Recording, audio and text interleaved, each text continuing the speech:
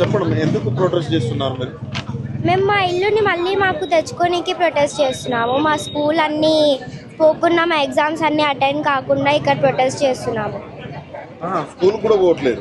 స్కూల్కి పోవట్లేదు. ఇవాళ మాకు ఎగ్జామ్ ఉండే, అయినా కానీ మేము ఇక్కడ ప్రొటెస్ట్ చేయడానికి మేము పట్టుకున్నాం.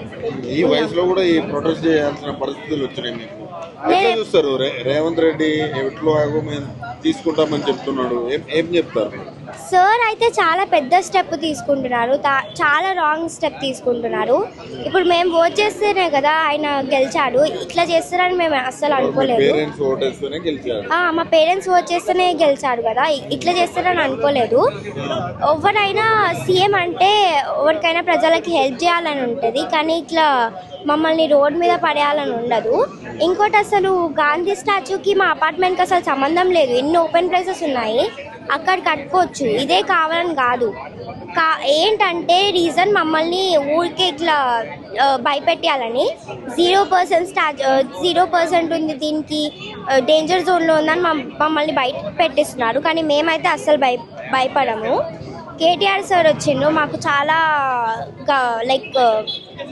ధైర్యం ఇచ్చారు. మాకు ఇప్పుడు మేము అసలు ఎంతైనా పోరాడిస్తాం.